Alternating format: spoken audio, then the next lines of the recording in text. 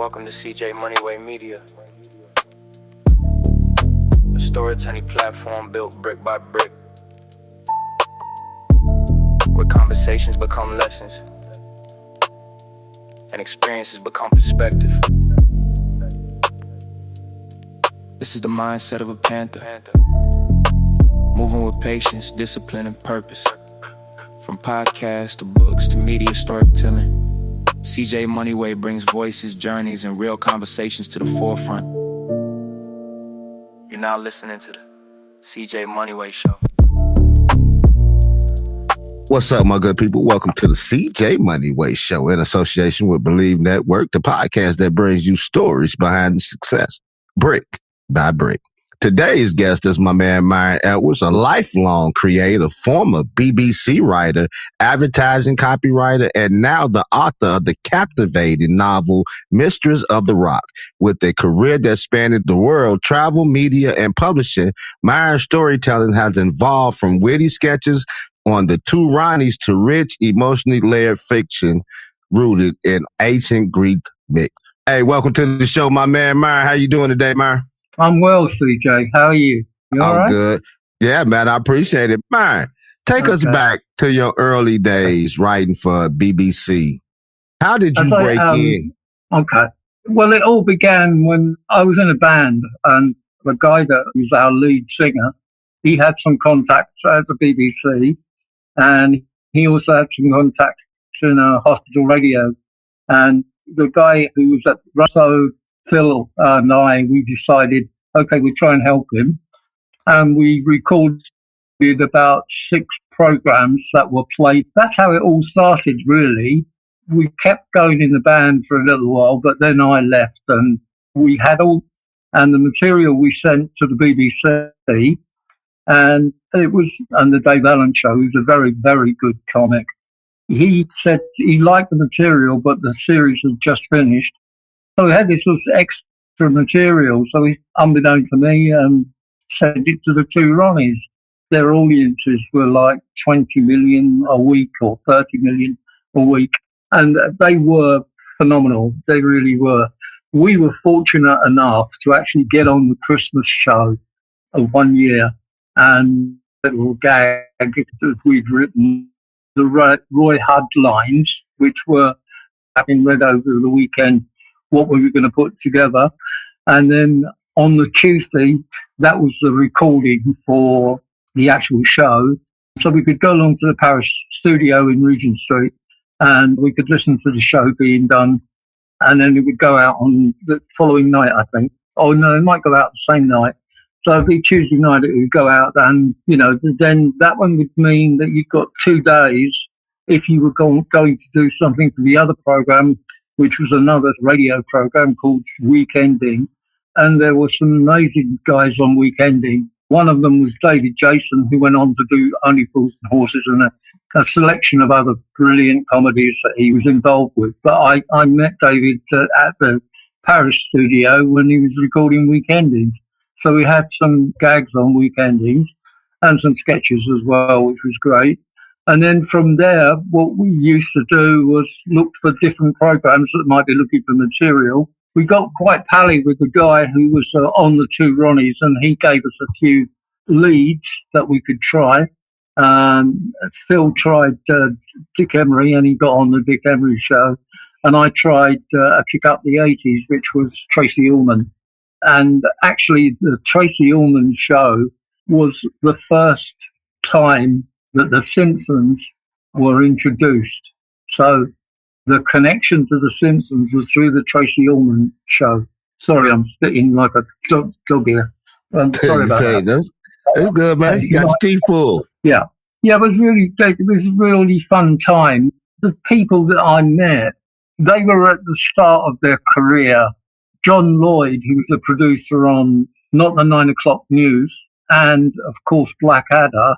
On Not the 9 o'clock News, he had Griffiths Jones, who was also one of the people that I knew at the radio show on Weekending.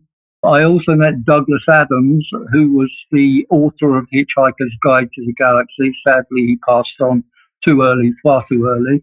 And Well, of course, Rowan Atkinson, who was on Not the 9 o'clock news with Mel Smith. Mel Smith and Griffith Jones got together and then they did dual show. But Rowan Atkinson went on to do Mr. Bean, and of course he was involved with Blackadder. And so it's like a how shall I put it? It's almost like an incestuous relationship because everybody knew everybody else. I think most of them came from Cambridge, like the Footlights show, where all the other comedians, like some of the cast of Monty Python and in his Flying Circus, they all came through that. And there was some amazing writers. A guy called Andy Hamilton was absolutely superb, and he's been on many, many, many shows. And there were a lot of very talented people. Now, we would have liked to have been in the, shall we say, the inner sanctum of those particular things. We were on the fringe. So on that point, we weren't being contracted. We were freelance. So it's good to have a freelance opportunity, but it didn't pay the mortgage. So I had to go back to work on a full-time basis. I tried to keep the writing going for as long as I could, but, doing 2 jobs and traveling to ridiculous places. It took me an hour and a half and sometimes 2 hours a day just to travel up to work. And that was a bit restricting as well. And that, of course, meant that the comedy had to go to one side. But, it gave me a very good start from that point of view. Yeah, I mean, I'm very lucky in as much as some of the stuff that I did are now in the books. And believe it or not, I think it was 1980, probably 1980, 81, when we started to get our things together and get all the scripts together. So that's like almost 50 years later, and I'm still getting credit for the actual sketches and stuff that I did, and credits that I got in the books as well from the Two Ronnies. So, that's like a commission that I get every year, which is, it's great to see your name printed in, big letters in Google and stuff like that. But as I say, it didn't pay the bills. That was the problem. Yeah. Give me an opportunity, shall I say, expand my writing career, because I was in the travel business for something like 30 years. And I worked on airlines, I worked on tour operators, I worked in banks, I worked in various locations. And one of the locations I worked in was JWT. JWT was the largest advertising agency at that time. So I would go up to Berkeley Square, and I was the travel manager in the Berkeley Square office. And there were people who were coming in who were very famous guys, of copywriters and things like that, and art directors. They came in to their travel tickets. So I would to them and things like that. I remember a guy called Andrew Milson, who basically did the whole advertising campaign for the Andrex toilet tissue. And another guy who's very famous, chap called Terry Howard. Now, Terry, his character all in his own. He couldn't change a light bulb, but he could write an amazing advert. He was absolute genius when it came to advertising. Some of the campaigns he did Guinness campaigns. He created the Campari campaign. He created so much stuff that these guys, they were in awe of him. And he actually did a comedy series on ITV. I think it was called The Other Half, which involved Lorraine Chase. She was the focal point of the advertising campaign for Campari. And now how that all comes together is that when I was working in the travel department, one guy came up and he said, "Didn't you do write for the BBC?" And I said, "Yeah." And he said, "Well, have you written any advertising stuff?" And I said, "I've never tried." So he said, "Well, look, why don't you try the copy test? Because that will show us what your creativity's like." So I said, "Well, okay, I'll give it a go." So I took the copy test, and no one had passed the copy test in about 3 years. So they weren't very hopeful that I was going to pass it because of, how difficult it was. It was you using your imagination to create scenarios that would possibly lend to an advertising campaign. And the questions were more and more contrived as you went through the test. And I passed it. And from that point on, they said to me, okay, you passed the test, which is great. We would like to invite you up to the creative floor. So I left the travel department and I moved up to the third floor, which was great. It was really, really good. And I was schooled by Terry Howard, as I mentioned. And within the first 10 days, I'd written my first TV commercial for dog food, believe it or not. And it went on air. So that was my start of my advertising career. Now, the only difficulty that came about for me, and actually for Thompson's, was that there was an ITV strike. It's the first time in the history. Talk about being in the wrong place at the wrong time. Yeah. I'd been there about 6 weeks.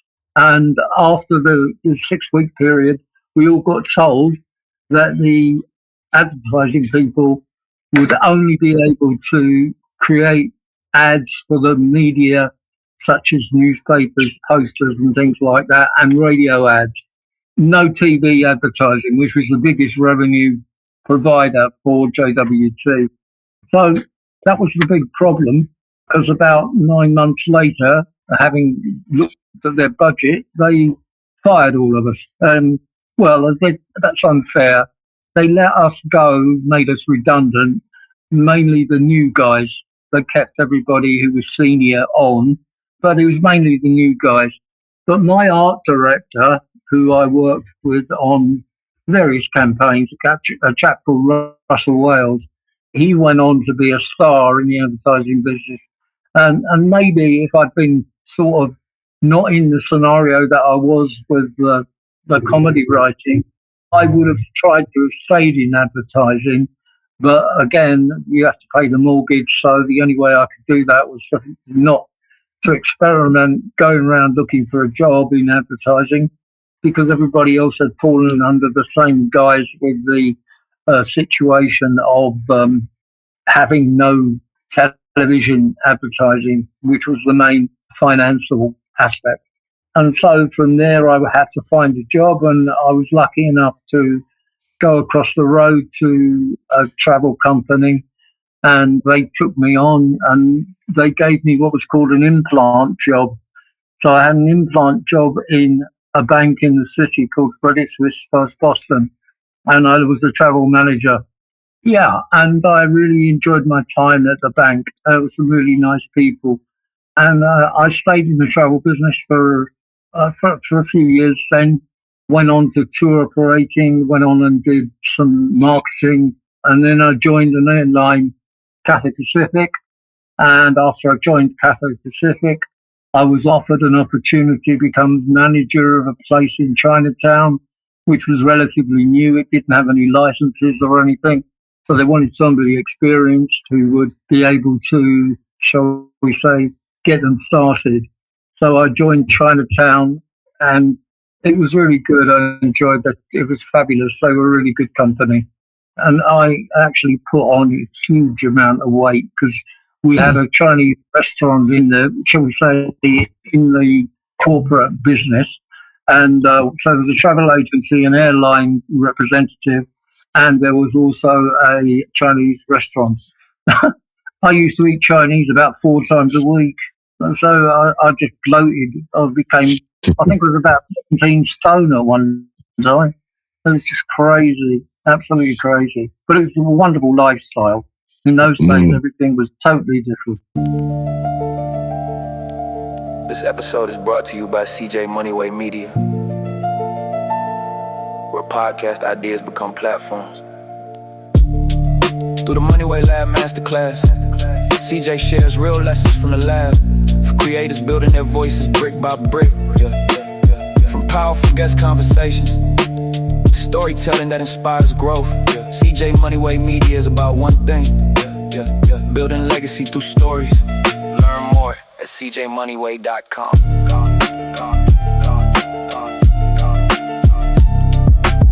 Music style. Music style.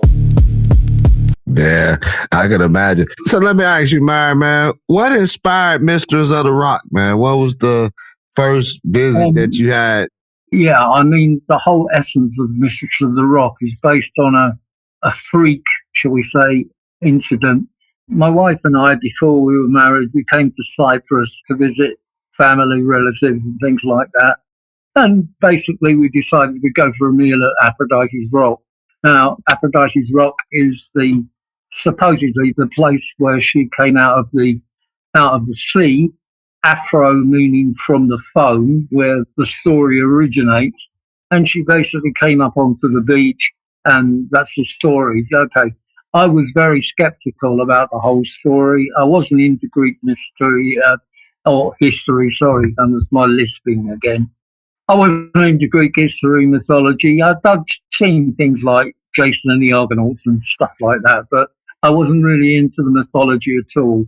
Something struck me because as we were going round, I was talking to Nikki and saying, well, where's the evidence, if you like, of why is it that people think that this is Aphrodite's birthplace? Because there are only 3 rocks there. I mean, there's a huge rock and 2 others, smaller rocks that are in the sea. But in between those 2 rocks, there is a portion of, let's say there's a portion of rocks that under the sea. And what I saw was a poster on the wall, which was really strange because it was an aerial picture. And this aerial picture focused on the rocks below. And in the image that I saw a figure of a woman in the sea. And I thought, that's an amazing sort of image. Maybe I can do something with it. So I couldn't really do anything until I came over to Cyprus, and that was in 2004. So I started to sketch an idea together, and what I did was write a screenplay. And after I'd never written a screenplay before, I just followed the instructions sort of thing. And I put the story together, and a couple of people read the screenplay and said, why don't you turn it into a book? So I thought, yeah, okay, I can try and turn it into a book. Now, once you've got the pattern down, in other words, once you've got the storyline and the various actions that you need to do, that's what a screenplay actually does, because the director actually makes the film come to life, but he's got a template to work with, i.e. the screenplay. But it's what the director sees and how he imagines your words transferred into pictures. So what I did was I did the screenplay and then just padded it. I padded it with various descriptions and different ideas. And once I'd done that, the book came together quite easily. And so what I did was look for a local printer, and I put the book together and gave it to my wife as a Christmas present. Just one book, nothing else. So after she'd read it, she said, yes, it's great. So she gave it to a few friends, and they encouraged me to try and get it produced and published. So I was looking for a publisher in Nicosia, and I rang up this guy and I said to him, are you interested in publishing a new novel? And he said, what's it about? So I said, well, I'll send you a synopsis. And I sent him a synopsis, and he says, have you got this in a full manuscript? I said, yeah. So he said, well, send me the manuscript over the weekend and I'll read it and I'll get back to you. So he did. And the guy was very good. His company was called Power Publishing. He called me up on the Monday and said, can you come and see me in Nicosia? So I said, yeah, I'll come and see you. So I went up there and he said, I like your story very much. I want to publish it. How we'll do 5,000 copies, and I'll also publish it in Greek as well. So we did 5,000 copies in English, and it started to sell quite well in the various bookshops around the island. And from there, the originality, and I took books out and I did book sales and various other things. But it got back to a guy who was looking to make a movie, and he said to me, can I have a look at the screenplay? So I said, yeah, sure. So I sent him the screenplay, and he said, yeah, I'd like to do this as a movie.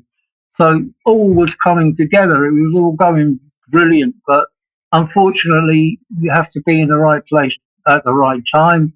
and I was in the right place but at the wrong time, because what happened then, Cyprus crashed in the financial world.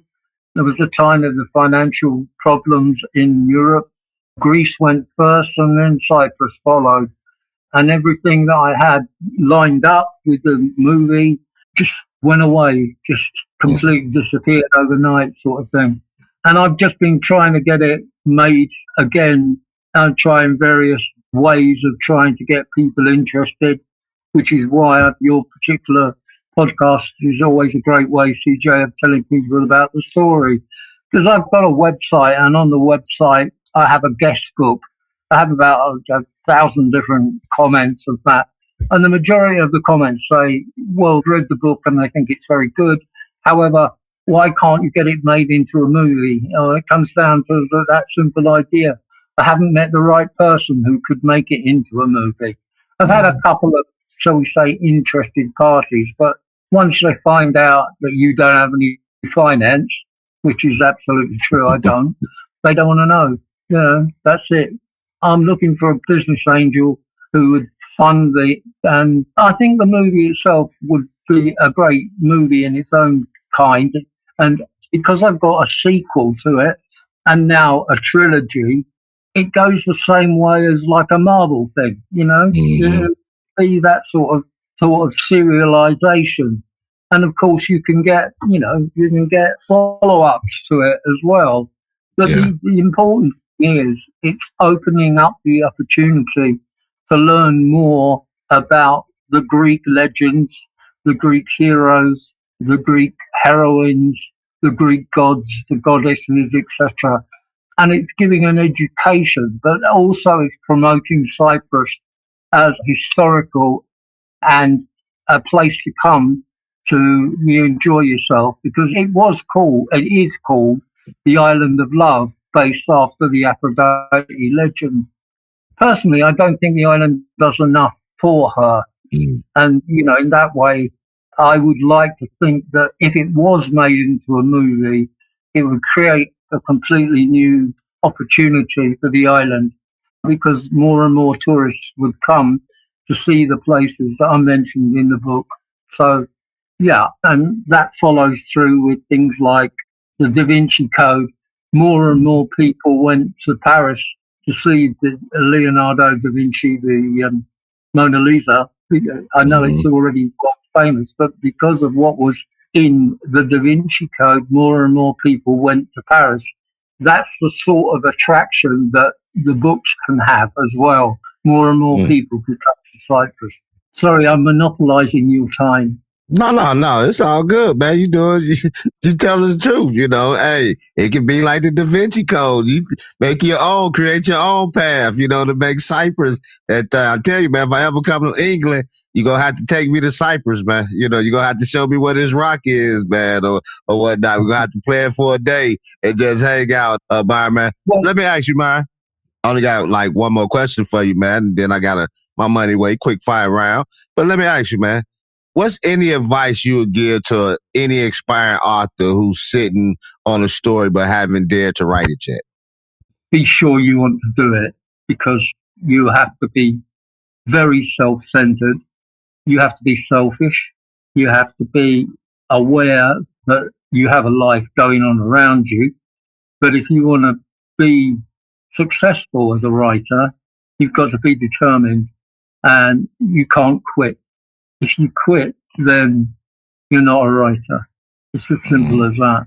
If you want to put it down on print and publish it, you look forward to much disappointment, because unless your story is magnificent, you won't get into the top 5, because the top 5 have agents who scout around the world looking for the next J.K. Rowling. So you have to be realistic. You can self-publish, or you can find somebody like I was lucky enough to find, which was Rock Hill. But the problem with Rock Hill is they're in the States, I'm in Cyprus. I can't get hold of the books. I can only say that the best way, if you want to read my books, go to Amazon. If you go to Amazon, just go Mistress of the Rock, Myron Edwards, or just put Myron Edwards, and all the books will come up. And I also have a website as well, which is myronedwardsbooks.com. Very simple. You can order the books on there as well. Yeah, I mean, that's a commercial for me. But for somebody, you have to be very sure that that's what you want to do. And you have to realize that you're going to sacrifice a lot of time. And if you want to be with your family and things like that, it's very difficult to write around them.